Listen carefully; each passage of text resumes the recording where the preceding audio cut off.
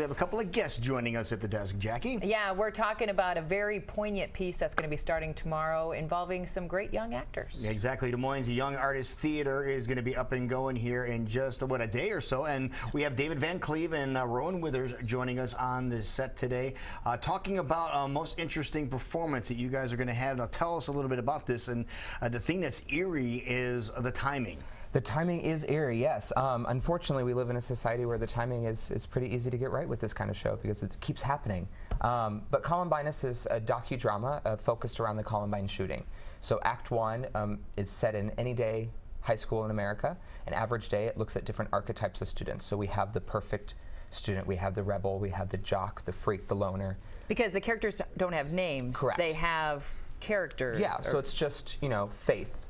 And it just looks at how we label and how we classify and judge people and what that is like in the American adolescence. And then Act 2 focuses specifically on the shooting of Columbine, taken completely from Eric Harris and Dylan Klebold, the two shooters. It takes from their journals and diaries and videos that they made, as well as other police evidence. Now, where is this event being held? We are performing, we are collaborating with Des Moines Public Schools and performing it at East High School in the library. So with this being Des Moines Young Artists Theater, is this all high school students to have even a more real feel of what happened? Absolutely. Our cast ranges in age from 15 to 18. Okay, and we have one of our performers, right? Rowan, you are playing obviously one of the central characters. Yep. In the second portion of this. What made your decision to go ahead and try this role?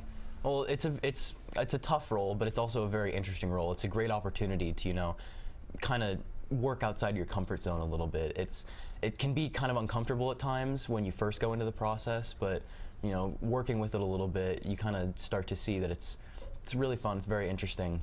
It's not a usual character that you might play in. Can you talk about the process a little bit? What, as a group of actors who wanted to take on this piece, what did you guys have to do to get in the mental state of where this play needed to go? Well, the first act, it's interesting, but it's not as heavy.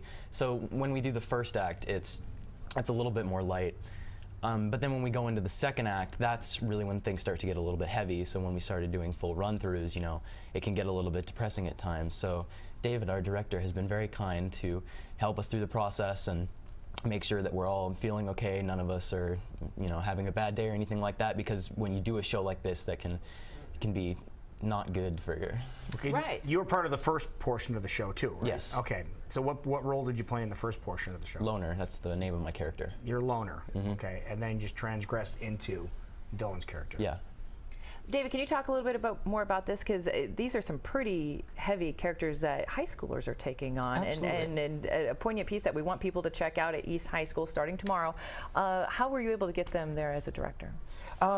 Yeah, well, as Rowan said, it can be really heavy. So, every rehearsal we just try to check in and try to acknowledge the acts of kindness that we see in our world, whether that's something that we're doing to other people, someone else is doing to us, or something that we just observe. I think it's important to mark those kindness.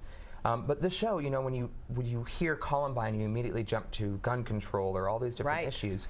And this script does not answer that question.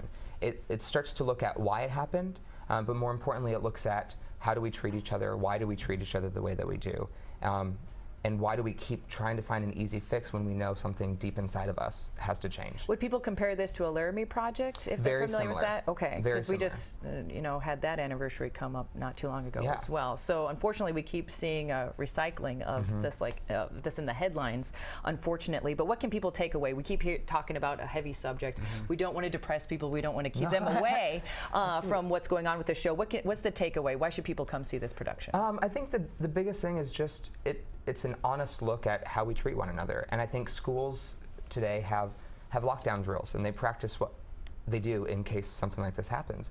But yet a lot of times students don't have the opportunity or the tools to discuss why it happens or really get in there and unpack these themes, and this gives that opportunity. So it is heavy, but at the same time it also gives us hope.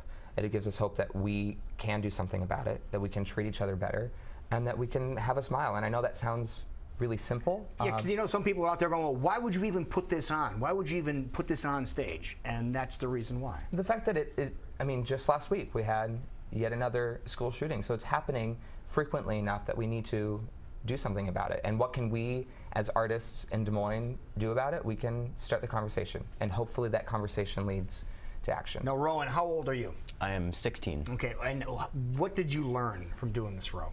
What did you take away from this?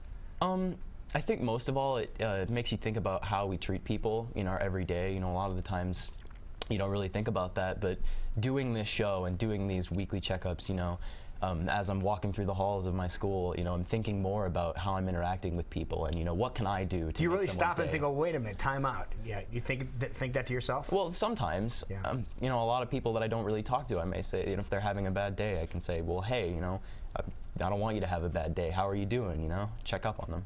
Who do you hope comes to see this production? I mean, obviously, besides everyone in Central Iowa, who do you really hope comes to see this production so they can get the message that you're trying to convey? I don't know. Everybody, I think. I mean, anybody who's interested, I really think should come see the show.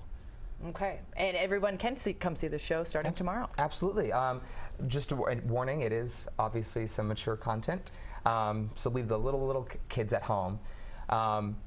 But they can go to dmyat.org for tickets. Tickets are only $15 to $18. Actually, next Wednesday, we're doing a free performance for students, so any student can come for free. And seating is really limited in the East Library, so I would get tickets early.